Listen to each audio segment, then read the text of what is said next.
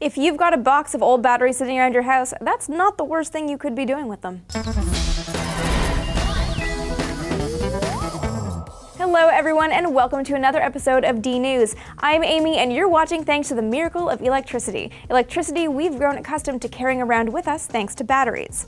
Electricity is what you get when electrons flow through a conductive path like a wire to create a circuit, and batteries play a key role in that circuit. A typical household battery, like a AA battery, has three basic parts: the negatively charged anode, the positively charged cathode, and the electrolyte typically containing sulfuric acid and water that sits between them.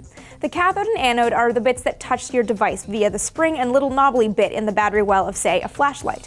They're the pieces that close the electrical circuit. The chemical reaction inside a battery causes a buildup of electrons at the anode, which causes a difference in electrical charge between the anode and the cathode.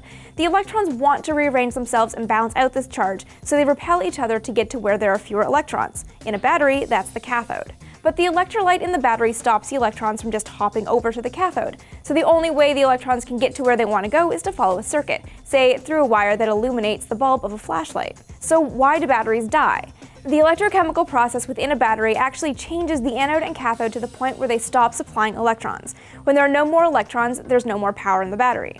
Rechargeable batteries work by changing the direction of the flow of electrons. The electrochemical process happens in reverse, restoring the anode and cathode to their original states and the battery to full power. And here's the big question.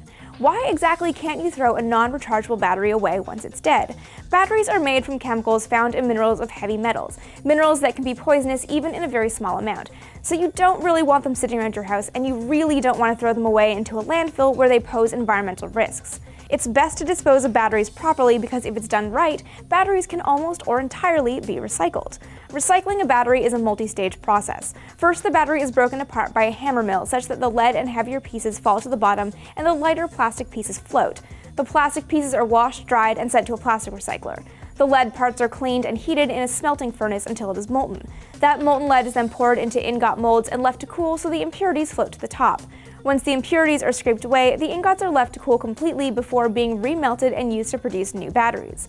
Battery acid is either neutralized and turned into water or processed and converted to sodium sulfate, which can be used in laundry detergent, glass, and textile manufacturing. What to do and where to go varies depending on where you live and usually means asking your local government what to do.